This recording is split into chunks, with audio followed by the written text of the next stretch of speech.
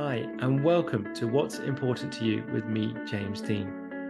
On the show, I will be talking to people from all walks of life and asking them the question, what's important to you? Because I believe once we understand what's important, then we can build the life that we truly want to live. I hope you are inspired by the guests that I talk to and answer that question for yourself and build the life that you truly want. You can support the show by clicking on the subscribe button, sharing your favorite episode, or leaving your comments. Thanks for watching. Today's guest is a resilient figure and has transformed lives after overcoming a life-altering car accident 12 years ago. Now an acclaimed motivational coach and international speaker, she empowers individuals globally to unlock their potential and conquer life's challenges. Her authentic journey resonates worldwide, earning her a spot on the prestigious TEDx stage. Recognized as Business Consultant of the Year in 2023 and 2022, and Inspirational Woman of the Year in 2023, she offers practical strategies and genuine care through transformative coaching programs. Her recent co-authored best-selling book, released in November 2023, reinforces the message that everyone can triumph over challenges and create a resilient, purposeful, and joyous life. Today, we find out what's important to Bryan. Hi, Debbie. Thank you so much for joining me today. You're welcome. Yeah, really looking forward to chatting to you today. So we're going to dive straight in, Debbie, with the first question, which is always, what's important to you? Okay, what's important to me? I think probably, like, I got a million answers to that, but I guess the very, very most important thing is authenticity. Being like very true to yourself, true to who you are, your values, what you stand for, and living in your own skin. Love it. It's a really interesting and quite a sort of common answer in that. And you gave me a little bit about what you mean, but when you talk about authenticity for yourself, what does that, go a little bit deeper, what does that really mean to you to be authentic? So to be authentic is just to be the real you. So I suppose if I go back like 18 months ago, I've been coaching for 25 years. I'd had an incident like 12 years ago where I had a car accident, had to reinvent myself. I had a hairdressing salon. I smashed my leg to pieces, couldn't walk for 6 months, and my hair salon was in a gym. So I really did not fit into my life whatsoever. And I had 6 months non-weight bearing, couldn't do the hairdressing, so I had to kind of go, what do I do now? And so I decided that I would work on my business instead of in the business, which I know that you're told to do. And it was a good lesson to learn. It was just a really hard way to do it. And so I'd gone from doing something that I was really passionate about. I'd wanted a hair salon all my life, hadn't been hairdressing all my life, but I wanted a hair salon all my life and was, in a really happy place. And all of a sudden that's taken away. And it was like, what do I do next? And my, at the time, my impression was a broken leg was that you break your leg, you have a cast on it, everyone signs it, 6 weeks later, you're back to normal. My actual experience of it was very, very different. I should have died in the accident. So I was very optimistic. I was very much like, I'm the luckiest person in the world. I should be in the morgue. I'm not in the morgue. So, hey, how can I be in a bad mood about this? So I was very upbeat. And then a year after, I thought I'll just do everything that they tell me to do. And I'm not a girl that does as she's told in any way, shape or form. But for this, I did. I thought if I just do what they say, then I'd get back to normal and I'd get back to where I was. And the reality was a year later, they're telling me that I'm going to be in a wheelchair at the age of 55. And so whilst I'd fought to suddenly go, okay, I need to fight to get back on working and get back to normal, I then realized that getting back to normal wasn't really going to happen. And so I had to reinvent then. So I was still okay and happy, built the business up, made it bigger. Sorry, I think it's just gone crazy over that. I don't know if you've not heard that, hopefully. No. But I'd done that, and then eventually I built the business up. I had to have another operation, and then I gave up. I sold everything because of the thought of having to go for another operation. Went into marketing, and then this is in answer to your question, but it's a very long-winded way. Yeah. Started working for some big coaches in the UK, and what I found was sometimes when you work with these big coaches, you become the person they want you to be, and not the person that you want to be, and you don't really know. Because I was so lost on, I've done what I was passionate about. I'm now trying to find my way all the time. standing up became a bit of an issue. Standing for long periods of time, it is an issue. So it was just like, where do I find my way? Think I'm okay at marketing, think I'm okay at sales. So let's have a digital marketing company. Then the lockdown comes and I lose my clients, and I'm like, oh, start again, start coaching. But I was working with a coach who's an amazing coach, but very strong. And I didn't realize how much I'd taken on somebody else's personality. I got to about June last year and I had some great clients. I was obsessed with the 10K coach thing, and had sold myself. I had some really good clients. I was in Jamaica and my clients were hassling me and going, we need to have a call, you're not available enough. And I realized that I'd sold myself out, which was really, really kind to my clients, and I was really good to my clients, and I was like, I would look after them, but didn't look after me. And so that, when I say about being authentic, is like, that wasn't authentic. It wasn't me. I was being the person that they wanted me to do. I'd like sort myself out, basically. And then what I've since then discovered is that that lifestyle is great because it's very, you know, go hard or go home. I'm old enough to be like, you know, the 80s when it was that was the culture, you know, work hard, play hard. And I guess that scenario was still in my head, and there was just no kindness to me. And what I find is that when you earn a lot of money, you can splash a lot of money and you kind of self-soothe with the luxuries. It's like, oh, I'd had probably 4 holidays by the time I was in Jamaica, and that was June of last year, because I craved the treats to soothe me, to make up for how bad the day was. Does that make sense? Yeah. As such. And then and that's actually, and I don't want to stop you mid-flow, but I think it's a really important thing to push on people, and that people are listening, that is like, even what people think is like, quote unquote, the dream, you know, it's maybe sold in that way, it looks in that way, as you say, from whether from a monetary perspective or a lifestyle perspective or a luxury perspective, but there's also a trade-off with that. There's a cost is the right word. Absolutely. I mean, I remember sitting in we'd gone for 2 weeks, and one of my friends has a school out there, so we'd gone on the bus to see his school, and we're staying in this thing. And I remember having a marketing call with my marketing manager, with a client, at 8 o'clock in the morning Jamaican time, or 2 o'clock in the afternoon, and the day happened to stop. Everyone had to stop because this client wanted it. And then 2 days later, I'm in the Rue Negril, and everyone's walking around in bikinis, and I'm sat in the reception on not a Zoom video, but a Zoom audible call, and my client is telling me that I'm not available enough. So at that point, I fired the client. And she was a really expensive client as well. Probably should have regretted it, but I was like, do you know what on earth am I doing? I just had this like reality. I had another client that was chasing me. And always before, if I was on a different time zone, I never worked. So I would always go different time zone, nobody pay me, I'm free, because it's so difficult. When you're in the Caribbean, there's not great Wi-Fi. You end up having to stand in the middle of the road. So I would always do that. And this time I broke my rule, and it was just the wrong thing to do. I had another Zoom call in the bedroom, and I was just like, this is craziness. What have I done with my life? And I'd met somebody, a spiritual person who I'm not particularly woo. I'm more woo curious. So I'm always like interested, but I'm not really not educated, you know. I'm not a non-believer, but I just don't understand it realistically. And she said to me, Debbie, you're burnt out. And I was like, I'm not burnt out.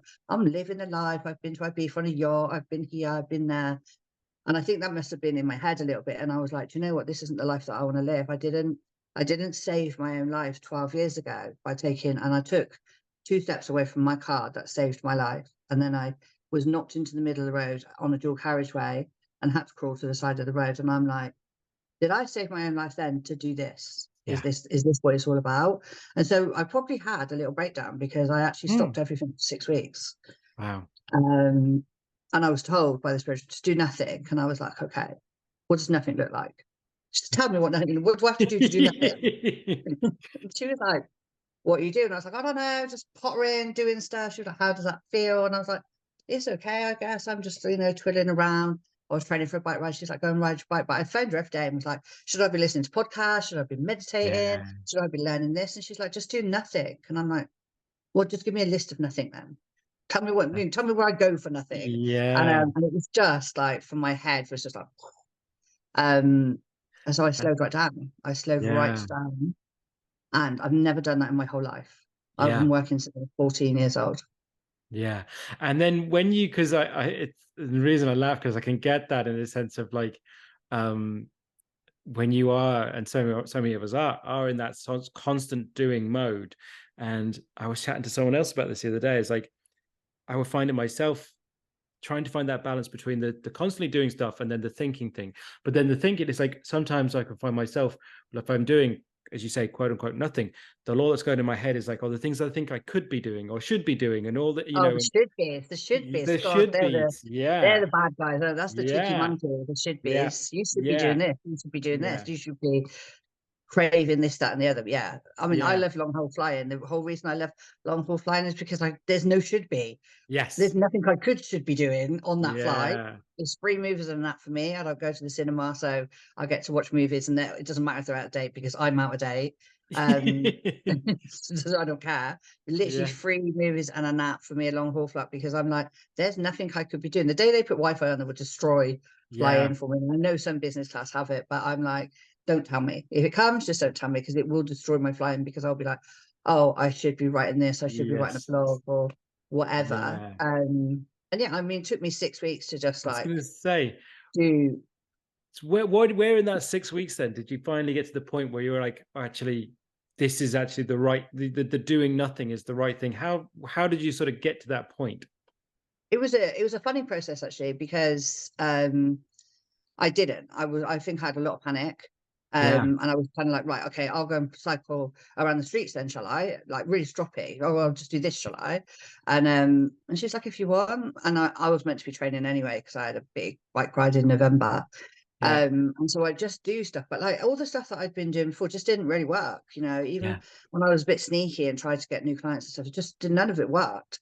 And so then I tried this whole meditation thing, which I'm like, oh, I don't know, my brain is so busy. So I would go on YouTube and purposely pick a piece of music that was no longer than 14 minutes in case I got tricked into staying on there longer. So I was like, 14 minutes, anything else would stress me out. And I would just do the mind swipe, so that whatever thought comes in, you just push it back out and go Yeah. in a minute, and just keep doing that. So I will probably do about 10 minutes, just once a day. And then after the 6 weeks, what happened was everything went to hell in a handcart. One afternoon, everything went wrong. Something wrong with business. My husband came home in a bad mood. My kids were doing something, and I was just like, ah. And I found myself really hunched back up again and physically felt sick. Right? Mm. Physically felt so, and then craving this meditation, going, I need to just go lay on the bed. I need to just go lay on the bed, right? And then I suddenly realized that how I felt right then was how I'd felt for the past 12 years. Wow. That I lived like that, and I felt like that every single day, because that was the fight, flight, or freeze that I lived in Yeah. this. Never allowed myself to recover after the accident. I was back to work straight away. I was like telling my manager the day after that, just cancel my clients for 3 weeks. And she's Wow. looking at my leg in a cage, and I'm like, okay, go 5. And I never went back hairdressing for 9 months. So Yeah. I constantly was like looking and looking for ways to get new business. And that's how it grew. But I'd been in that horrible feeling for a long, long time. And I realized actually I didn't want to live like that anymore. Mm. So Yeah. that's when the big changes then you really lost, then when I say the big changes made, that's when you really have to go, okay, so if I don't want to go back to that, Yeah. now what do I do? How do I now make a living? How do I now serve clients, attract clients? What do I now do that isn't that? Because I can work in chaos like anything, because that's Mm. chaos of being everywhere all at the same time and stuff like that. I can work in chaos. I can create anything in chaos, but to create anything when you're not in chaos is really, really hard. Really, really Mm. hard, because I didn't understand how to do it. I've Okay. only probably just learned now how to do it, is to go, what's the real me? What's the authentic? Stop pretending to be the big business person. Stop pretending to be that 10K coach. I was earning that money, but there was some sort of thing about being because you become a 10K coach, then you want to be a 15K coach, then you want to be a 20, then for entrepreneurs, the top of the mountain is just the bottom of the next one, and that's how we live. Yes. And so I then had to learn how to go, okay, that person is gone, because I don't want to feel like that. I don't want, and I wasn't very nice. I wasn't a very nice person. Mm. Like when I look back, I thought I was, and everybody loved me because I was doing all this stuff for them. But Yeah. actual for me, I was probably everyone was like, "You just talk about money, you just talk about work, you don't talk about anything else," because I Okay. don't have any time for anything else. Yeah. I I've said this before, and my husband never listens to these, so I'm fairly safe. But I thought he was an arsehole, and I was ready to split up with him. And then afterwards, I realised that I was the arsehole. He Wow. was just doing his thing. Yeah, I Yeah. was the absolute arsehole. I was the person that was the problem, not That's anybody else. yeah. And that's, I mean, that's I have a question now. Was that sort of like a hard thing to admit or accept? It was, do you know? No, because it was a nice surprise. Because I was like, okay, Right. so this guy's all right. I've already changed me, so now nobody's an arsehole anymore. But Yes. it was a bit like, oh, actually, I was the bad guy and not him the bad guy, because I was never satisfied, never happy, Right. constantly chasing. And my husband's Mm. just like very easygoing, very supportive. If there's a crisis, he'd be there. He's the type of guy that picked the bus up off everybody in his ex-forces, and he's really happy with his life. And I had this whole, oh, more, Yes. nothing was ever enough type thing. And that's really hard to live with, isn't that? Yeah. Really hard to live with. And it wasn't until I'd calm. In fact, actually, it was more scary for him when I calmed down, because he didn't really Mm. know what's happening there. And he's like, "Where's the orders? Where, what am I meant to do? I don't know what to do." And I'll be like, "We can just do nothing." And he's like, "Oh, he didn't know how to do nothing either," because he was so Yes. used to me saying, "Right, we need to do this, and this," and I'll just be like, "Yeah, we're just not going to do anything. We're just gonna." Yeah. He was just like, it blew his mind, because he was like, "Who are you? Where did you come Yeah. from?"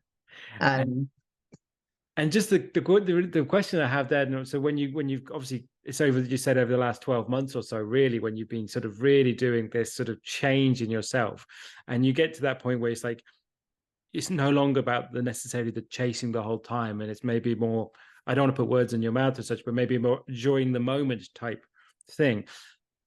Where did the enjoyment come of it? In the sense of, you're not feeling the sort of the burnt out, and there's not the pressure, but you're not, because you're not getting that sort of hit from the big client and the money and the yeah. all that sort of stuff. So where is then the sort of, the your level and sense of how you are, in sense of whether it be happiness, contentment, where's, Where am I how getting do the you get, dopamine from? Where am yeah, I getting? Because almost, at the end of the yeah, day, as entrepreneurs, we're chasing the dopamine hit. We're yes, chasing the high all the time. So the high is winning a client. yeah, To be fair, I just had an offer going out this week. Like, I got a TEDx last week, which was definitely chasing the dopamine. But I've got a TEDx interview in February, and had that wave. But it was, I suppose it came from, it took a long time. It felt very, very unnatural and very mm, searching. And I would be always like, what am I meant to be doing? I don't understand just tell me what I'm meant to do and I'll do it. yeah, And it's this whole process of discovering, like, I became, so one of the things that happened at the same time was I was training for this bike ride that I was saying. So I cycled mm, in India, 360 kilometers in 5 days. And with my leg problems, that was a bit of a challenge in yeah, terms of, for me personally, going, am I going to be in this wheelchair? Because 55 was when I should have been in a wheelchair. 55 was last year. 55 was when I did the bike ride. So I was like, a little bit of me never really talked about the accident at all until last year. I didn't become a speaker until last year wow, about myself. I'd yes, spoken when I was coaching, but that was about someone else's business and, the impacts and stuff, very showcase thing. And then the spiritual leader said, start talking about it. So to raise some money for my bike ride, I did start talking about that. And I was really, I didn't know that I was superstitious. So I booked this bike ride, not really done much about it, definitely not tried to raise any money, just paid for it. And I think in my head, I had this whole thing of, if I talk about it, someone in the universe is going to go, hey, we've got a wheelchair for her. right, We forgot to send it over. So I had to get to 55 before I could talk about it, because accidentally they might just go, damn it, we forgot to send that wheelchair. Right, somewhere in the universe do that. So I did, and then I started talking about it. So I was very much focused on that, but very much terror, like terror. yeah, I got to a stage. So, but whilst we were training, this was hot last summer. So me and my friends were going out and training every week. So we would started on a 20-mile bike ride and ended up on a 50-mile bike ride. And so a lot of those were on a Sunday morning. So I was always very party-ish and music and festivals and barbecues and last person to go home. But because we were getting up early, and you can't cycle with a hangover, trust me, Yep. I missed out on a lot of it. I cancelled a lot of it. So I got my little hot tub in the garden, and we'd go for a bike ride, and I'd sit in that, or people would go out, like my husband would go out on Saturday night, and I would just be probably in bed at 9 o'clock because we were up at 5. And so I suddenly discovered that actually I'm not an extrovert, I am an introvert. And I was an introvert that was being an extrovert because that was my upbringing and that was how I was. And I found this happiness of just being on my own. And I'm not Yeah. on my own in terms of like wanting to divorce a husband, that had been fixed, tough No. pick. But I've just been on my own, just kind of like reading something on my phone or watching something on my phone, sitting in the hot tub, and then going for this lovely bike ride the next day, always tougher than I anticipated. And Yeah. then I've just discovered that I really kind of liked being in my own space. And I didn't Interesting. need the big highs anymore, Yeah, that's really because it was interesting. peaceful and it was nice and it's happy. And I'm still like it now. I'm still, there's a community centre over the road that has a band on. I leave when the band comes on now because I can't be dealing with all the stress. And I also developed this, I don't know if you want me to say this word, you can edit out, but it's a bullshit detector. So I Yeah. also, during this period, started to look at what people wanted from me and have a better picture on exactly what was happening, of how much of me I was giving Mm. and how much I was getting back in return. And it was very unbalanced. It was very, Mm. very unbalanced. I guess I felt giving back was the money. So you give back to me, you give me money, and I'll give you everything that I can possibly Yeah. do, because I'm very results oriented. So I would really do with you service. And I still do. I still want to take someone by the hand and say, let's go through this together and fix the problem. And that's just my nature. So it's never changed. Yeah. But I started to understand better who valued me and who didn't value me but wanted to take. Mm. Either take my ideas, copy my ideas, take from me and not give back. Yeah. Who was really there for you and who wasn't really there for you. It was a real, even as some parts of my family, I recognised some things in my Yeah. family they were always very, I'm the eldest, and so it was always very, like my dad would be like, sort your mum out, and my mum would be like, oh, he's done this. And they just delivered this, for want of a better expression, this bucket of emotional sick. They just give it to me Yeah. and I would take it. Mm. And they'd walk away and go, oh, I feel better now because she's got all Yeah. that to deal with. And I'd be Yeah. sitting there with these buckets of emotional sick and trying to deal with all that and everything else, and even some of my clients and stuff. And I remember saying to my sister, who may or may not remember this, but I said to her, we go to the spa and you give me like this problems, all your problems, and then you don't talk to me for months afterwards. And she said, because I've given you the emotional sick and I don't want it back. And if I talk to you, I have to talk about it. So I had to develop this detector that goes, do you know what? I appreciate, you sharing this with me, but you need to take that home with you, because that's a you problem. You're making it Mm. an us problem or a Yeah. me problem, and not now you a problem. So in amongst all of this, there was a huge amount, I suppose, if I think about it now, a huge amount of going, I matter, Yeah. I matter, 100%. I matter too, or I matter. That was a big thing that came out Yeah. one time I was meditating, and was like, someone said to me, say what's in your mind. And I was like, I matter. I actually do matter, because I didn't matter before. Mm. Yeah. I And didn't. yeah, no, I can resonate with so much of the stuff that you say there. And I think it's really important for people to hear it. And I think the two things I want to go back with, but the thing that you say about the taking things on from other people, because there is this inherentness in people to want to help and want to fix and want to solve. But Yeah, like an in this, empath. exactly. But as you An said, in empath. some ways, as you say, it's for the people, sometimes it's not actually necessarily resolving any issue from themselves. They've just been able to just blurt it out and get rid of whatever they were feeling, so they can feel that a little bit better for the moment or the next time they need you, as opposed to actually doing anything of processing Yeah. themselves, So it's just passing the buck in some It's way. just like I feel better now. I've just Yeah. vomited that back of that up, and Yeah. you deal with that. And you're just sitting there with all this, oh my goodness, I need to help fix that, and I need to Yeah. do this, and what's this problem? And they're just forgotten about it. Yeah. It's an awful thing to say. I did have friends that were like that as well. I don't no longer Yeah. have those friends. And so I suppose it wasn't about chasing the highs. So in answer to your question Yes. earlier on, it no Yeah. longer was about chasing the highs, Yeah. because I didn't have the lows. Yes. Yes. Yes. Yes. And So that is, everything was just like quite even. some nice highs, some lows, but nothing was so drastic, so up, so Yeah. down, so up, so down. So I didn't need to self-soothe myself. I didn't like, Yeah. even now, I still love a holiday, but I don't crave a holiday. Yep. Before I craved it, I was like, oh, I need a holiday. And I spent hours just looking at holidays, just because I'm ex-travel, so I want the best deal going. But Yeah. just because that was like soothing for me to look at holidays and Yeah. dream and take myself out of that situation. Whereas now I don't, I love a holiday, but I can take it or leave it. You Yeah. know, I can go, Interesting. yeah, we can go on holiday, but it isn't that I need that luxury. I need this, that. We had a much simpler holiday this year than we did last year. And just everyday life is just nicer. Yeah. In terms of my business, that's a different thing. That had to kind of go back to ground zero. Mm. And then it's really hard to explain that I was very, it's all about the money. Mm. My catchphrase was least amount of time, most amount of money. Right. So that was I was like, that's the first thing that we do. If I went into any business as a consultant, I'd be like, right, okay, first we're going to focus on what it's going to take the least amount of time, bring the most amount of money. Then we can go and look at the sexy projects and the fun projects and stuff. But the bread and butter, that's what has to be done first. Still do believe that, to be perfectly honest, but not quite Yeah. as harsh as that. And so I was like, it's all about the money. Everything was just about the money. Nothing was ever about enjoying it or what Yeah. you were giving back or what it was doing for anybody else. I was just very, very hard faced in the coaching world. So suddenly go, well, I just want to. So sorry. That's all right. Do not. Yeah, but in terms of saying I don't want to be like that anymore, I want to be this type of coach, I had to come away from everybody that I knew because they wouldn't understand. They just think I'm having a breakdown.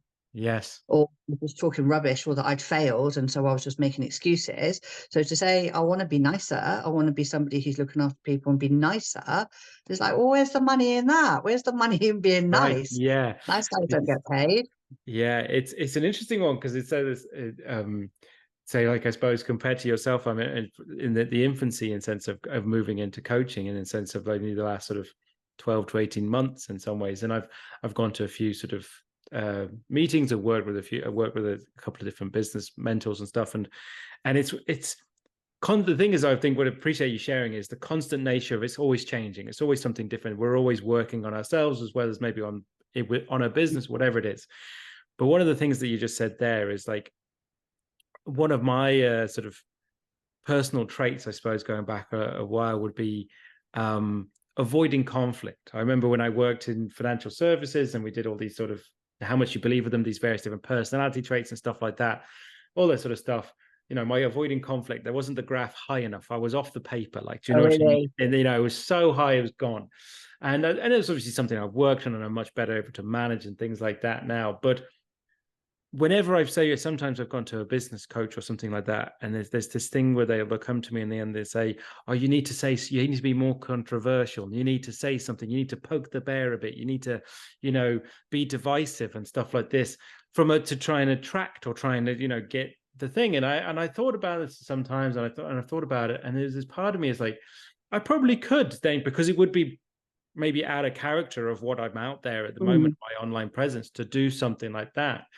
And I might get more attraction and stuff. But then I was like, but do I want that type of I attraction? think that's awful advice. I think that's really, Yeah. really bad Yeah. advice. I don't think I'd ever give anybody. I would say to him, be more visible. I am very Yeah. passionate about being more visible and very passionate about not being the best kept secret, because I probably was. So I did a lot of working as a consultant in people's businesses. So whilst my business didn't necessarily grow, theirs did. Brilliant. And then they'd be like, Yes. thank you very much. I'm going off here. And you'd be like, hey, what happened to me? I've just lost the contract. And so you were a lot of reinvention. And I'm the opposite to you. I would go in and have the row and be controversial and have the conflict. I would get straight in there and be like, Yeah. right, let's disrupt that. But only because that's me, not Yes. because I'm trying to be something I wasn't. And I Yeah. think that's where we go back to this authenticity Yeah. is what you see is what you get. I'm not going to pretend to be anything that I'm not. I you know I'm in my 50s. I'm probably not the best weight that could be, all those things that bothered me before. I'm like, whatever, Yeah. I am what I am. I'm going to go and stand on the stage. And because I have, like some problems now with the mobility, just a little bit more painful and stuff like that. A lot of the time I just wear trainers. You know, Yeah. I'm not going to go and stand them. But before I would have taken a pair of high shoes, put them on the stage and wore the high shoes, and then had to take them off to get off the stage and get someone to get me off the stage. And I'm like, that's just, you know, that's my Yeah. flagship. I've got the comfy shoes on. That kind of authenticity is just really about what you get. And I do have a saying, and I was going to say it to the end, but my saying is, it's about being the honey and not being the bee. Okay. And Love I think that. that's like how I live now, is like, I want to be the honey. I don't want to be a busy bee. I want to be out there doing all the work. I want the people to be attracted to me. And Yes. someone said to me the other day, but if you're not being you, how can your people find you? Mm. Yeah. How do you match? So if you're not you, if you're not authentic, then you can't attract your people because they don't Yeah. know where you are. Yeah. And that's so resonated. And I was like, okay, I know I'm on the right track because I'm not prepared any longer to try and pretend to be somebody else. You know, I don't want to go. I do speak on stages and stuff now. I have got the TEDx, but that TEDx is talking about my accident and how I battled with this. Well, I didn't battle with the surgeons. When the surgeons came to me, depends on your perspective, really. So I generally thought that I just had a bruised leg. I didn't realize it was broken so badly. Wow. And then they came to me the next day and said, look, you know, we can operate on the leg. However, you are going to lose the use of that leg. Wow. And I said, no, don't be silly. That can't be right. No, I have a hairdressing salon. I'm in a gym. I have 3 children. I need my leg. That can't be right. And they said, okay. And they went away. And then they come back the next day or later that day, I think, and said, right, had a look at plans. Really excited here. You're going to be able to use the leg, but you're not going to be able to bend your knee. So I said, well, am I going to be able to hairdress? And they said, probably not. And I was like, no, that's not the answer. Like, that can't be the right Yeah. answer. You know, Yeah. that can't be it. Anyway, they went away, come back with something else. Then the 4th time they came back and said, we're going to take some bone out of your hip. We're going to rebuild part of the knee.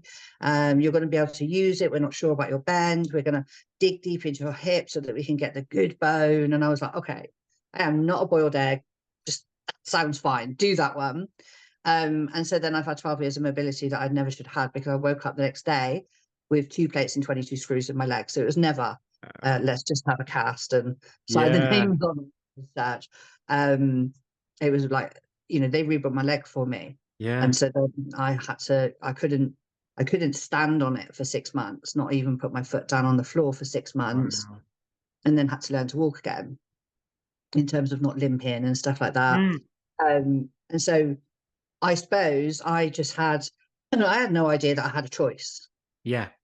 I Yes. had no idea I had a choice. And someone said to me, you know, where did you get the marbles to argue with the surgeon? I was like, I didn't argue. I just didn't like his answer. Yeah. You know, and I'm a firm believer that no doesn't mean no. It means you're asking the wrong person. That there is a Yes. yes out there. So I just need to find the yes. I always believe that there is a yes for me. And if you're saying no to me, then you're just not the right person.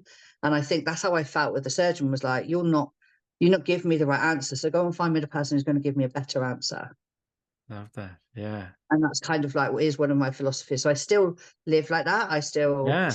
train like that. So if I'm coaching somebody or I'm helping somebody to understand something or fix something in their business, or if I'm going on stage, I have a podcast, I have a book as well. So if I'm doing that, then I'm like, okay, what's the answer? You know, what's the answer? Someone said to me, okay, to be a speaker, you have to go and talk in front of all the schools, all the church halls, all the WI, all the Rotary, blah, blah, blah. And I was like, okay, I went to New York, I went to Oxford, I went to Columbia in New York, I went to Oxford University, went to Cambridge, I've done some other talks, I applied for my TED and I got my TED. So I'm like a game of snakes and ladders. I went up the ladder instead of going around all the little bits, Yeah. because I was like, there's an easier way to do this. There's a Yes. better way to do this, and I'm Yes. going to find the easy way to do it. So I'm very much a fixer in stuff like that. But in terms of now, I'm still very much got that honey bee. So if I catch Yeah. myself going, let me go and chase, I know if I was into manifestation and stuff, it's like, I don't chase, I attract, blah, blah, blah. You know, ching, ching, ching goes the money tree. It's never quite that easy, is it really? Otherwise, Yeah. we'd all be rich. But Yeah. you do have to kind of sit in your own skin. I just believe that if you learn to sit in your own skin, then you will become the honey, because people will say, hey, I need what you've got. I'm not for everybody, Yes. you know, and I'm fine with that. I'm not Yeah. with everybody. Yeah. I'm fine to say, you know what, 80% of people probably won't like me at all as a person, might think I'm too outspoken, might think I'm too honest, if ever there should be such a word, but too honest, too action taking. You know, I don't have endless meetings.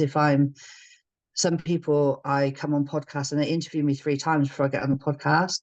And for me, that kind of takes something away from the Yeah. podcast. Yeah. Discovery, you've done the discovery off the camera, and I'm like, oh, I don't know how much to tell you and how much not now, because it takes the magic away Yeah. as such. So Yeah. I'm No, more, do you know what I mean? yeah, 100%. And it's interesting you said that, actually, because I say, if I've obviously, before we were recording, I think I've spoken, I think, over sort of 80 people who will be by the end of this year that have been on the show.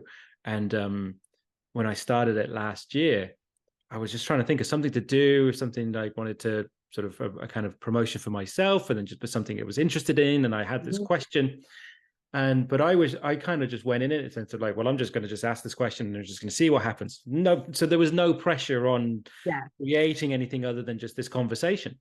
And then say I've been on a couple of other people's podcasts, and then other people have invited me on, and I've kind of the same thing when I've got it, and they've sent me whatever their link, and there's like, it's like a 20-question Google I page know. form, and you got to fill this in and fill that in, and I'm basically, so I've just declined politely, say, look, because I'm like, my sort of my idea of it, when the people I've been inspired by from helping people do a podcast, and it's just like this, it's just, let's have a chat, let's have a conversation, let's see what happens. There's no My podcast is exactly predetermination. the same. Exactly the same. Only my podcast, so mine is called Whatever It Takes, and it's real life stories of triumph over tragedy. Because when I started to tell my story, other people came to me with insane stories, and I was very much, I've just done what anybody else would do. I haven't done anything special. It's really nothing worth talking about. That was my opinion. And I had once tried to talk about it in a coaching session and was told that it was boring. And a lot of my friends were quite dismissive, like, oh, you know, Deb, that's happened, just don't worry about it, type thing. So I just really didn't talk about it at all. And so when I did start talking about it, I was still a bit like, God, a bit like Emperor's New Clothes, you know, what am I doing? I'm just saying I got up and I got on with my life, because that's what everyone would do. And then I get told, no, not everybody that's told they're going to be in a wheelchair is going to have a fight, and go, that's not going to happen to me. A lot of people would say, okay, let's prepare for a life in a wheelchair. I went and bought a sports car, because I was like, wow, if I've got to have a car with a hoist at some point, I'll have the fun one now. So I went and bought an Audi TT, which no one can get out of the passenger seat, but I still can. Because that was my mentality. It was like, and to be honest, I suppose India was a bit use it before you lose it. No, we have to. I'm not that way.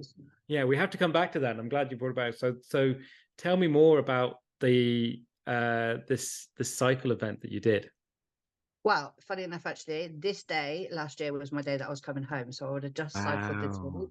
So I've had a week of all my Facebook memories coming up of the ride and some of the other girls. And it was, you know, one of the best things I've ever done in my life. Take my children and all the normal stuff out there. But it was like one of the best adventures I've ever had. We were terrified, like permanently terrified, because we got to a stage where we could cycle like 45, 50 miles on a Sunday morning. That was fine. I'm not a cyclist. Like, I didn't even know how to change gears.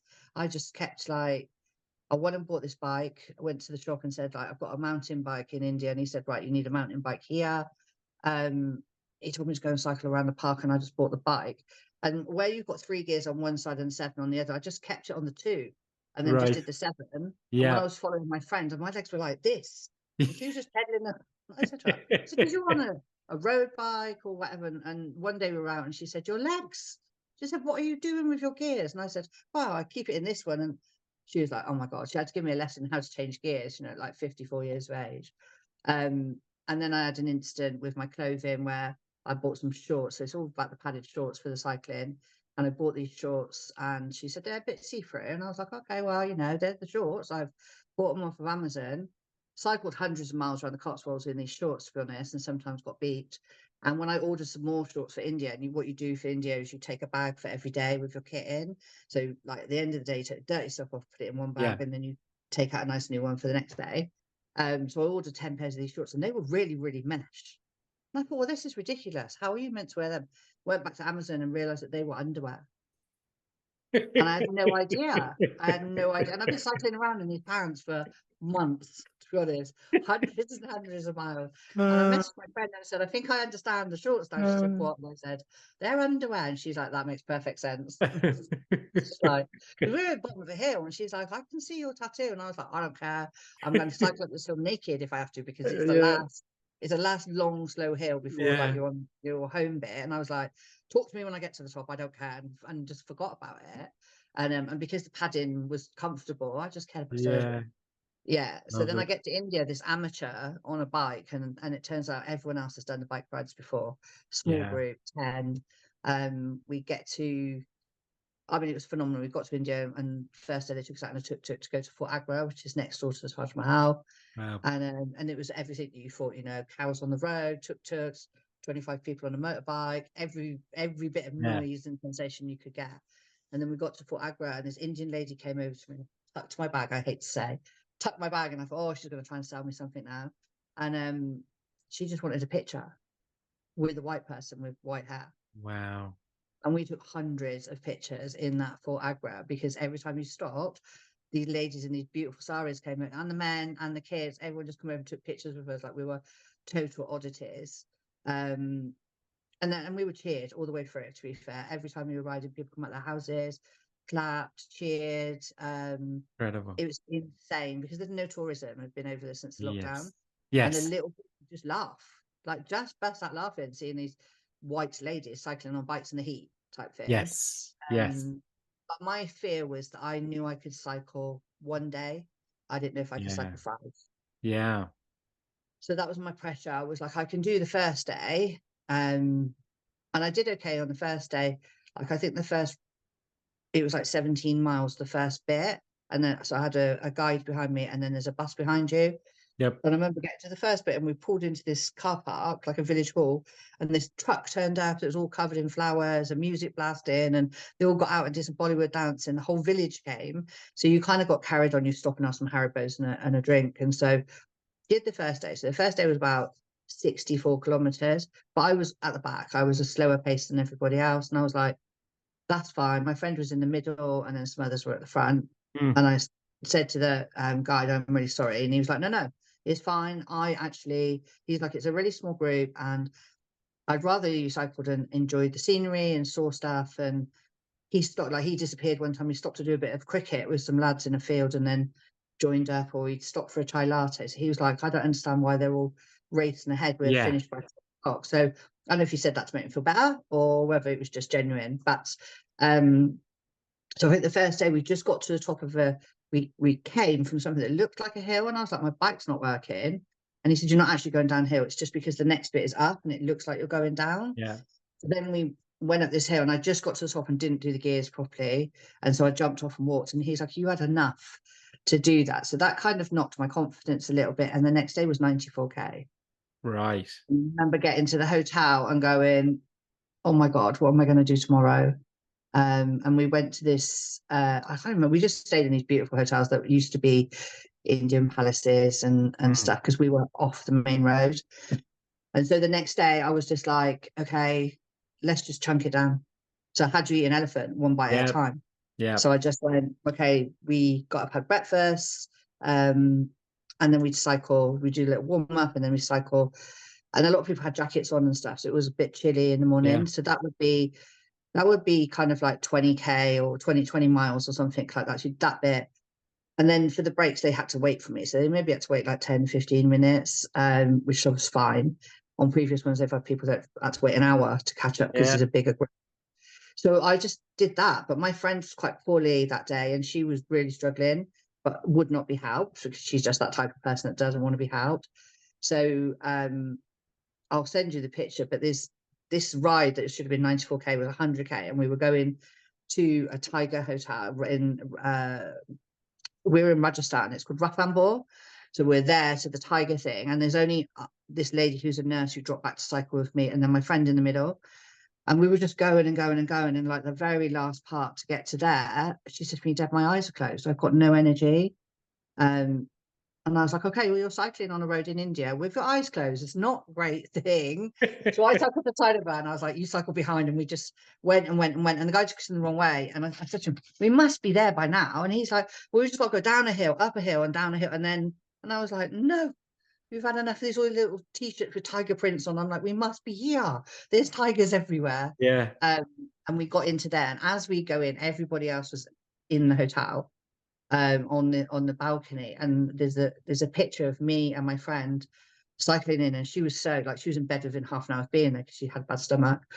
And I said to her, they're all stood on the balcony, Jules, make it look like we're really enjoying ourselves. So you see both of us cycling like this, her arms up, but she's actually pretty much asleep at that stage cycling, and it looks like an amazing picture, but there's a whole story behind it. So once we got the 100k, the distance for that was, but then the terrain was always rough. They would take us across a road that took us across sand, like cycling across a beach. And the one where we went across the sand, and I was like, I saw the really experienced people getting off their bikes, and Henk was behind me. And I was like, and he went, no, let me just show you what to do. You can do this. So he showed me how to pedal on the sand, like get the lowest gear and spin the wheels and then go. And then when we got off the sand, he came over and was taking pictures. And I was like, tell me, you took some pictures on the sand? And he was like, oh no, I took some of the flowers. Oh. But when we came out of the hotel that day, the next morning, we just went left and onto the road. And I said to him, so we didn't need to go that way. And he's like, well, where's the fun in that? So yeah, they had some stuff up their sleeves that made it more interesting. But yeah, I made it. Every day I was just like, oh, don't get on the bus, don't get on the bus, don't get on the bus. And what was it? Because I'm really interested in what was it like when you got to the sort of the end of day 5? What was your? Well, it was a half day, so that was a half day. Oh yeah, the finish line. At the end of day 5, really. Like I think I had more buzz after the other days because we got to the end of day 5 and it was slow. We were going through the mountains, and then we stopped at this place. He's like, we're all going to stop here, and there was like mad monkeys there. As we pulled in, myself and Jackie, I think her name was the lady, just like there's all monkeys in the back of the van stealing the orange juices and taking all the stuff, and so we stayed there for a little bit, and then all the guides disappeared. So we were like, okay, we're all going to finish together type thing. So it was a mile. It all kind of leaked out. So we went down this hill, but it was all like everyone stay together, and as you got down the hill, then it suddenly went back up again just for this very last bit. But there was a bus there, and we just weren't expecting, because you were going slow, you didn't have that momentum. So as I went halfway up that hill, my chain bust off first time. That bust off, and I was like, right, okay, I can't do a hill start. So I went back to the bottom, but there just wasn't enough of a run up. So I actually got off the bike and pushed it up there. And Henk was like, you could have cycled this. So I got to the top of the hill, and there's this little Indian lady, like, who was about 2 foot tall, desperately trying to take the bike so that she could push it, so that we'd give her some money. And there's a monkey running along the wall who's trying to take the marigold like hula thing that they'd put on the thing. And I was just like, oh, everyone's at the top of the hill watching me. So I got to the top, and then we cycled into this beautiful hotel. So and then there was all cheers and stuff, and I was like, done, literally done it. And I still didn't quite get it. And then when I got back to the hotel, I got on the bus, and I looked my medal, and I was like, oh my God, I have actually completed this. It's really bittersweet, because you wanted to do more.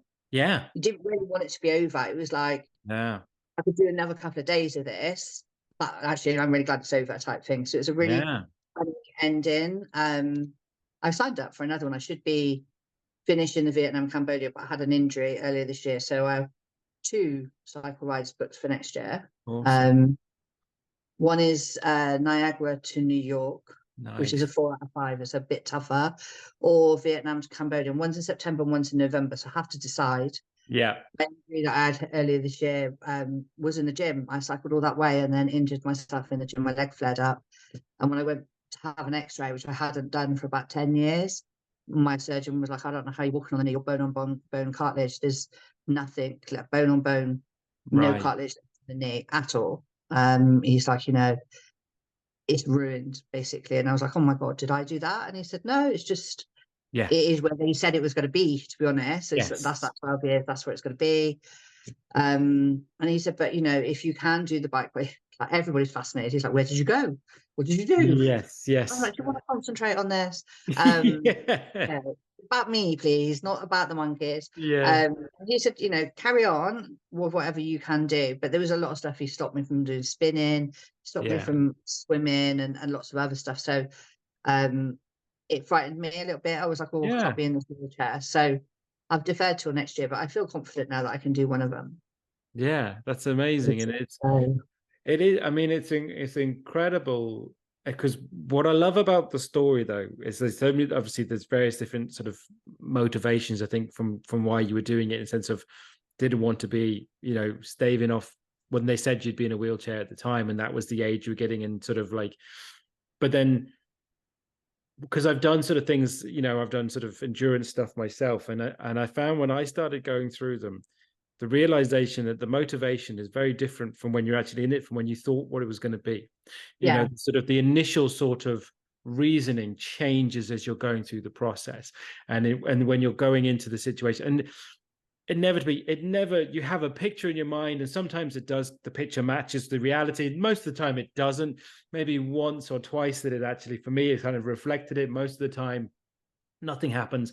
When you're saying about the sort of the being the complete sort of novice, or the new person not knowing, you know, how to change a gear, you know, wearing the wrong type of kit, all those sorts of things, because, but those, from my own experience of sort of getting into sort of running, and I did running and triathlon and stuff, those sorts of hiccups, if you want to call them, cock ups, if you really want to call them what they are, those are the things that you remember. Those are, yeah, those are the bit of crack and the bit of fun, and you know, they're the memories that, to me, when I think back of the things that I did, oh god, those are the more sort of ones that make me smile so much more, because it gives a bit of color yeah. to what happened. Well, the thing is, I thought I was going to be thin. I literally thought, I'm going to pedal, so I'm going to lose the weight. I'm going to go to India and I'm going to get the deli belly and I'm going to lose the weight. So I thought I'd be thin, and none of that happened. I actually weighed a pound more when I came back. And I was like, well, that didn't work very well, did it? I didn't get the deli belly. I was pedaling away and I didn't get thin. And I was just like, well, I don't know what happens to this body. It doesn't want to do. So that was one of my big motivators that Yeah. didn't, realistically. I suppose my biggest memory is, and one of the things that put me off of Vietnam, Cambodia actually, was we cycled through all this countryside. We stopped at mosque. We stopped you know, there's just a hut there that looks like it's selling crisps, and they'll make you a chai latte and talk to you. And we cycled through that. We had a very small group, but the cycling was the fun bit, or the nice bit. The whole like cycling around. Weather wasn't as hot as I thought it was going to be. It was pleasant. Sometimes you were cycling up a hill and you were a bit puffed out, and then you'd see a lady coming past in a sari, bare feet, 5 sewage pipes on her head, and you'd be like, Deb, shut up. You paid for this. That's her life, Yeah. you know. Like, you did this yourself, and I'd go, why did Yeah. you do this yourself? You're mad. And sometimes it was like that, where you just thought, but it was beautiful. You know, Yeah. the scenery was beautiful, the people were beautiful. We didn't get loads of begging. Only when we got back into Delhi on the last day were people coming to the minibus on like a 5-lane motorway, kids running across it. That was horrible. We didn't, because post COVID, quite a lot of that had been solved, and Yeah. we didn't go on a lot of the main roads. And so it was the actual cycling was, for me, the physicalness of it, of being able to do that. That Yeah. was the achievement. When I saw a couple of friends on holiday on the Vietnam Cambodia thing, loads of sightseeing, and I was like, oh, I don't want to go and see all that stuff. Yeah. I can go and see that when I'm in a wheelchair. For me, it's about the Moving. cycling and the physical challenge. And so that's one of the reasons I wasn't too bothered when I deferred it. I've got to be honest, which makes me Yeah. sound like a complete and utter heathen, that I've not really, but I love people watching, discovering a place. I'm not really a museums type person. Mm. And my friend, the reason my friend was ill was because they'd been to Egypt, and she put 2 days in between the Egypt tour and Right. us. So her body was just worn out, Yeah. basically. And they stopped and did, and they, to be honest, Egypt was horrific. They had cycling on the motorway because it all went wrong. But they stopped at all the tombs, all the stuff, everything, Right. sightseeing all the way through. And I was just like, that's not what I'm there for, because I can Yeah. do that another time. And it's Yeah. really selfish, I guess. But I was just like, that's why I suppose the Niagara to New York appeals Yeah. more. And because I look on the map, Niagara's here and New York is this. It's all downhill, maybe. Not really. No, I love it though. That's Yeah, like but it I, in and here. I, yeah, and I think, But I think it comes back to as well in sense, you know, there's the reasons of why we want to do those things. And as you say, the reason you just said there, like being able to physically being able to do it at the moment. So, you know, and that comes back to, again, though, I think the whole sort of premise, a lot of the conversation about knowing who you are, knowing what you really want. And there's also the thing is like what you want right now, you know, what's important in that moment, in the sense of what you're going to get out of that sort of trip, because as you say that you may have the opportunities at other points in time to go see those things, but the actual physical experience of what you're trying to take advantage of now. So I think it's a really, you know, the clarity that you get from sometimes from doing something and then thinking to do it again. It's like, no, I want, as you say, no, I want the physical experience. It's like I can see that stuff another time. So I think it's really important for people to understand, so that you're doing it for your reasons. Because one of the things that what I really loved about that story is that I'm fascinated whenever I've worked with people, talk to people, the whole thing of having a personal goal, a real personal goal. And we talk about goals all the time, but and a lot of them are some sort of physical personal goal as well, whether it be something like that. But when I say to people or talk to people about it, there's this thing of like, there's this answer like, yes, it's great to do stuff with people because you get motivated. If you want to get physically fit or if you want to go out walking, do with other people, it's great because the motivation between the two or group. Problem I find though is if you really, really want to do it, you got to find someone who's just as committed as you. Yeah. Because otherwise, if it's really that important, you'll go out and do it anyway on your own. You'll do it, and that's when it gets really personal. Because when you're, as you say, you're training or doing these cycles, and a lot of the times you say you might be cycling on your own. You're no one else doing it for you. No one's pulling you. No one's pushing you. So there's an element of when you really want to get into something that's for you, that selfishness is that it has to be. Well, it has to be, because otherwise you will not get through it, in my opinion. I was inspired. So there's two things there. One is if you go back to the fact that I had a salon in a gym, I was physically, you know, I was running, I was going to body pump, I sometimes went to combat, didn't really like it, but I would go, you know, I was in an environment that was very, very, and so when I didn't have that mobility, I thought that person was dead. That physical person was dead. And for a long time, I thought that physical person, when I first had my knee replacement, which I've had on my other leg, I did do the moonwalk, and it was really hard and it was really painful to walk that 26 miles. And the training was painful. I do something with my feet when I walk so that the top of my feet here hurt the next day, like a crab type thing. But I don't have the muscles on my knees. So that was one thing. And then I was talking to somebody, my friend is a therapist, and she said, no, Debbie, she's not dead. But Fat Debbie is sitting on Fit Debbie. So get her out and pull her up and give her a hand. And so when I thought about it, and I was like, okay, well, let's try if I can unzip her from the cupboard and see if I can try her on for size and whether she works, whether she's still inside me. So that was part of it. And I think that's part of why I tried, because I was like, okay, well, wouldn't it be amazing if that person was still there, it still existed, because that was a part of me that I've always been passionate about. You know, my first gym I was 16 and I joined the gym to do weightlifting, not like a bodybuilder, but I was always active. I was always doing stuff. I swim 100 laps. I'm very extreme. If I do something, I have to do it all in. And then the other was we went to the Balance Festival in East London, and there was a lady called Amy Andrews, and she probably never knows that she's on these podcasts, but she was sitting on the stage. She started boxing, she was 30. I think she got to the Olympics, and at the time she was working for Virgin. And somebody asked her, you know, what motivates you to get up and do those hill runs in the morning? She said, nothing, absolutely nothing. She said, but I do know that if I don't get up in 6 months' time, I'm going to get in the ring, I'm going to get punched in the face, I'm going to be embarrassed, and I'm going to lose, and it will be my fault because I didn't put the work in. And that resonated massively with me in terms of, if my friend couldn't cycle, if she was busy, she's a very big customer services manager. So sometimes she would need to be in London and I couldn't. And that's what was like, no, Deb, go out and do the ride, because you will fail if you don't put the work in. All those Saturday nights, and I said, can't go to the festival, can't do the barbecue, can't do this, can't do that. Because that was in my head, was like, this time you can't wing it. This time you can't Yes. just rock up and hope it all goes okay, Yeah. because if it does, you'll be on the bus. And my friend teased me. She was like, you can't be on the bus. The first bike ride she did was in Brazil, and there was a 70 odd lady, 74 I think she was, and she cycled, and every time they said, you want to get on the bus, they were like, is Margaret on the bus? And if the 74-year-old woman went on the bus, they wouldn't get on it. So she was like, you can't get on the bus. If Margaret don't get on the bus, you're not getting on the bus. And she was trying to motivate me to say, don't get on the bus. But in my head, I was like, if I'm on that bus, I will be a bitch, because I'll be so unhappy Yeah. with myself. Yeah. And I would have wasted all this time to sit on a bus and watch other people doing. So get up, have the early night, do this, put the work in to get to that goal that I wanted to Yeah. achieve. That was my focus, was like, put the work in. And if you put the work in, then you can do no more. Yeah. And if you fail, it's not because you've not done it, it's because whatever Yeah. happened. Circumstance. And Yeah. so that, like, and and you can put that transferable thing into anything. 100%. Like, you don't put the work in, it's not going to happen on its own. It will not Yeah. work that way. I 100%. have, like, if you look at my social profiles right now, madness, absolute madness. I've got a book that's come out with James Redfield as Celestine Prophecy, 𝘿𝙤𝙣𝙑, the Happy Millionaire.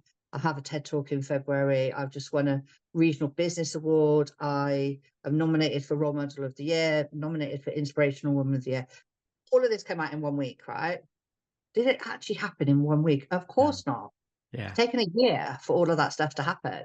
Yeah. A year of work behind the scenes to suddenly have the bad timing of, and actually the reality of that is that all came out and my mum was in hospital. And I was actually in hospital looking after her, helping her to the toilet, helping her to get dressed, when all this amazing, my reality life was happening. The reality was very different. Yeah. And I talk about that because of the authenticity, to say, look, guys, this didn't happen overnight. Yeah.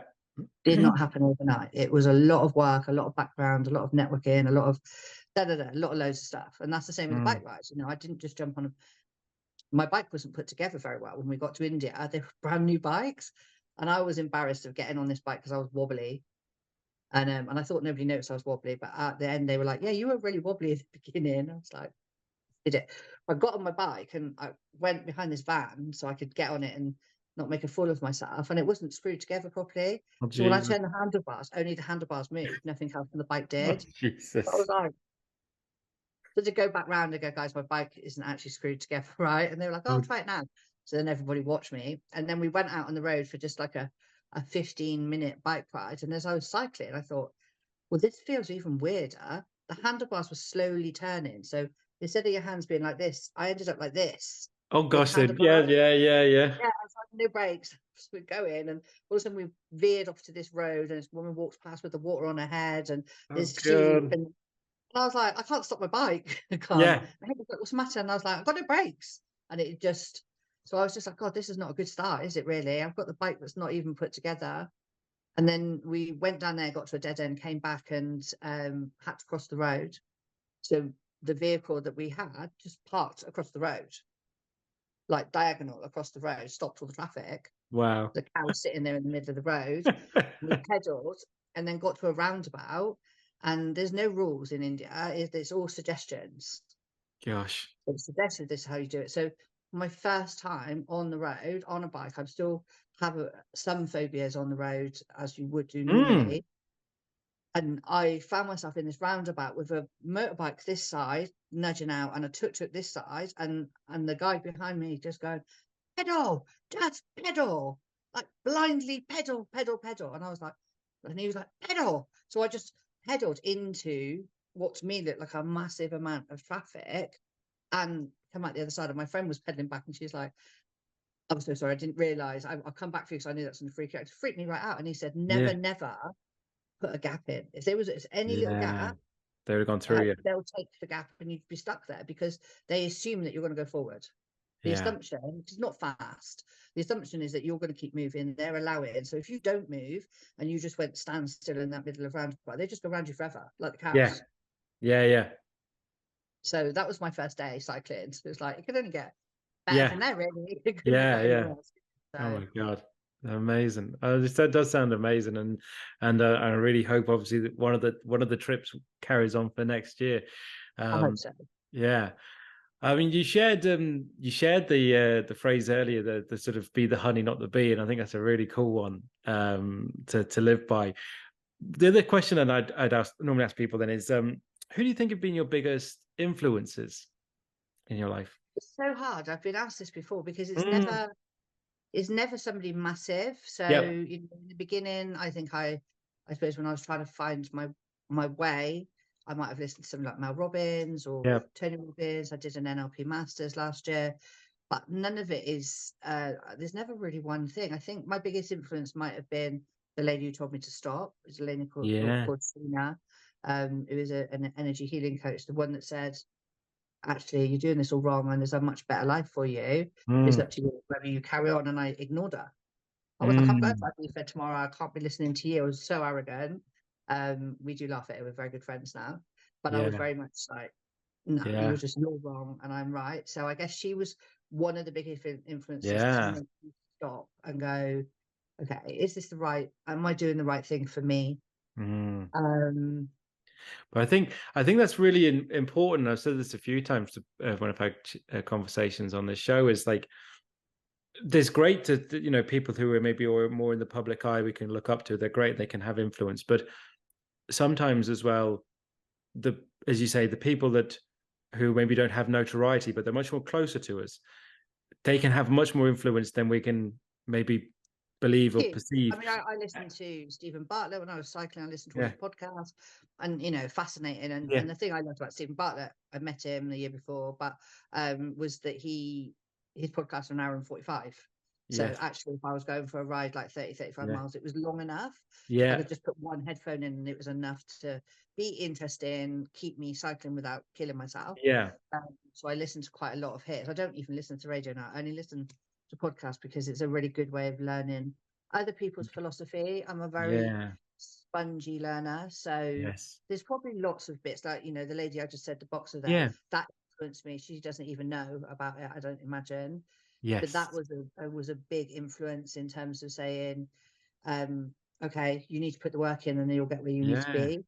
The Margaret who didn't get on the bus, she was an influence, I yeah, guess.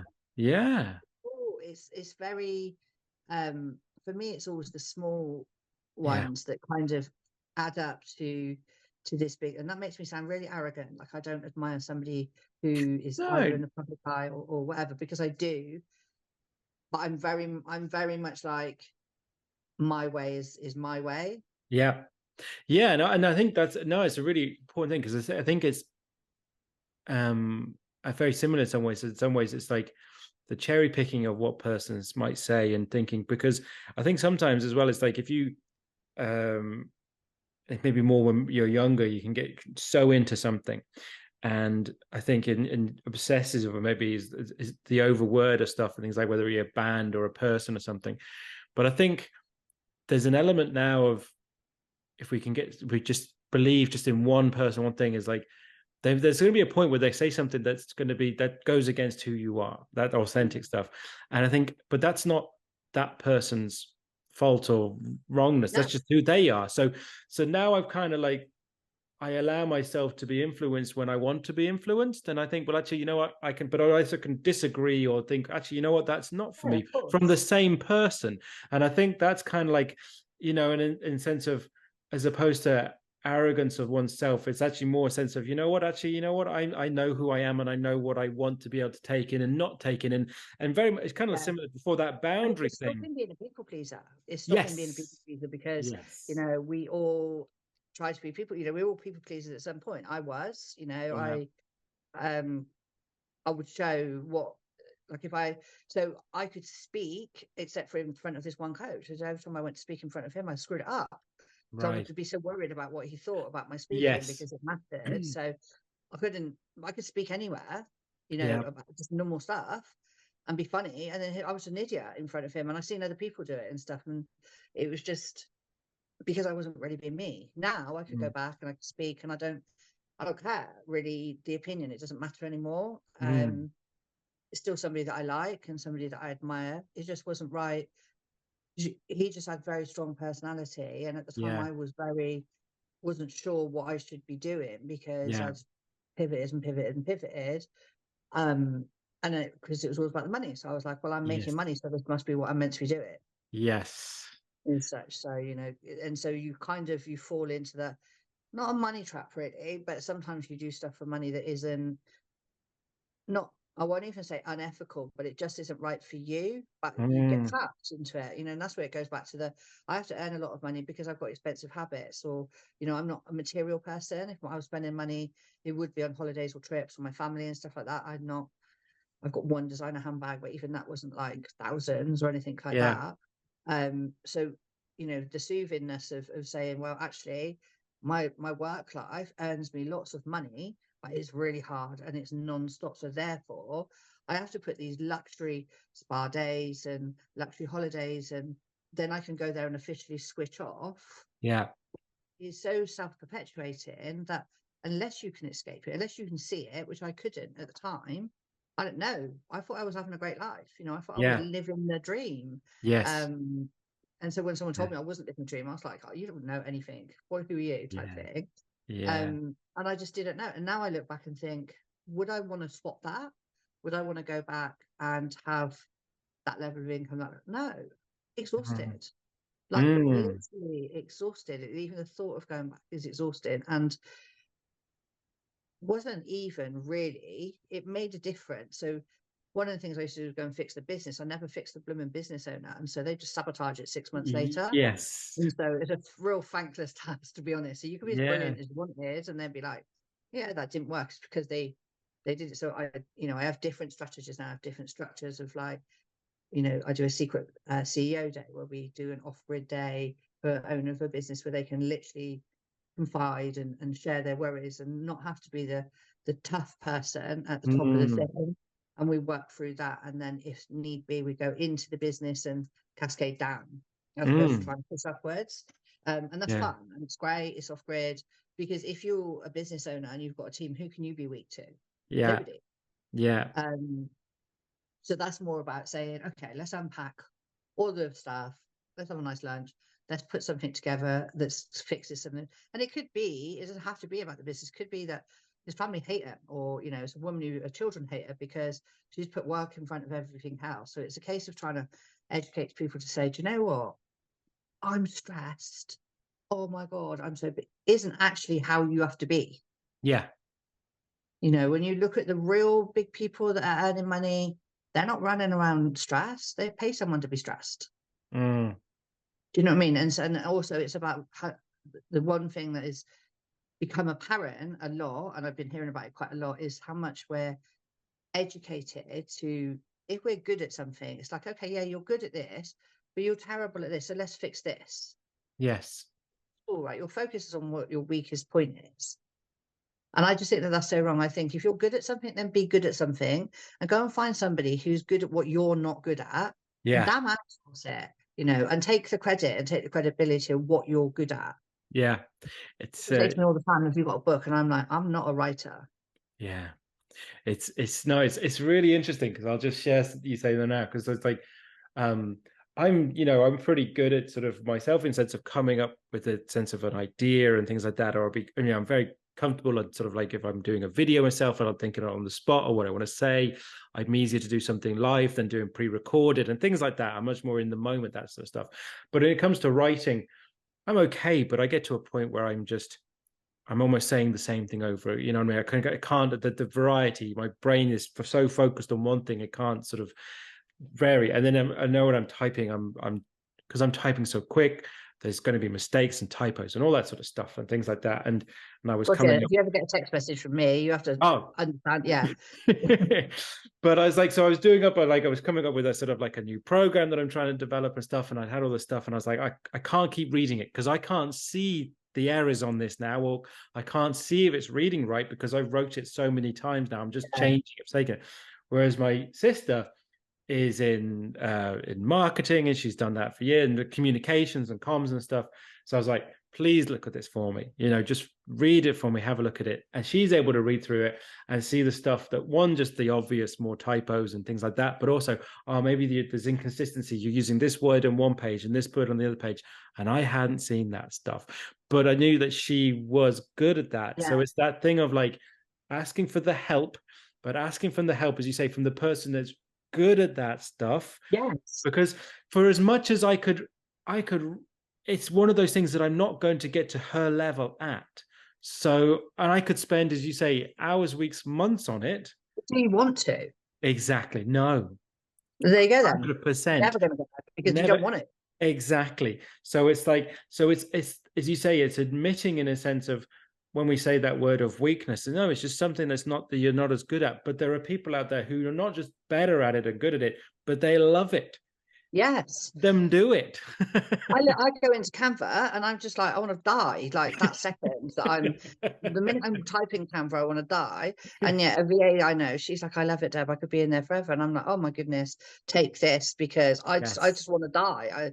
I'm on a summit next month, and I went in and it said it was locked just for me to put. I put my picture in. I can't put my name on. And I'm like, I'll have to come back to that tomorrow because it's not. Yeah. One thing I learned when I was doing my NLP last year, and when I was talking to one of the other people in the cohort, I said to her, I'm just not a details person. I'm a very big picture person. And lucky for me, which I didn't know when I was teamed up for, is that she is a shorthand typist. And she can take a dictation of 1 million words a minute. And so there was a point where I was talking about something and she had to write it down. And she said to me, you are so detailed, but your brain is too fast for how fast you can type. And she, because she was this super fast typist, like a genius style typist, had actually put everything in. She said, look at the detail that's there, it's there. So what I did when I had to do my assignments, obviously for the NLP Masters, was struggled, bounced away from my screen for 3 months. I found myself hoovering the bottom of the fridge, near the salad drawer, hoovering it in the Dyson, because that was much more important than doing my assignment. It's really crucial that needed to be. Doesn't hoover, the onion skin still moves around, but that's what I was doing. Yeah. And I got up and I spoke to my tutor and I was like, he's like, you're not having another extension. Yes. So I was like, fine. And I thought, and I got up one Saturday morning, I thought, I got this, I know what I'm going to do. Nobody was in the house. I come down here, I saw the questions, I turned on the Zoom and I recorded it into Zoom, and then I transcribed it. Very good. And then I got, at the time, my team leader to go, take all the ums and ahs, because I couldn't I couldn't look, but there is another website to do that. And then we arranged it. I arranged it then back into, like, so it made more sense of, because I read the questions through and it made sense to this, and I submitted that and they said, that's the most you essay I've ever seen. Yeah. So it's just really taking your strengths and going, okay, how can I, and this is where, like, I don't believe in a no, you need to go and find the yes. Right? Yes. So to go and find that yes was like, okay, the no's are me actually physically writing this, because I get stuck. I get that writer's block of going, not enough detail in it, not enough emotion, because I'm trying to get the words out quick enough.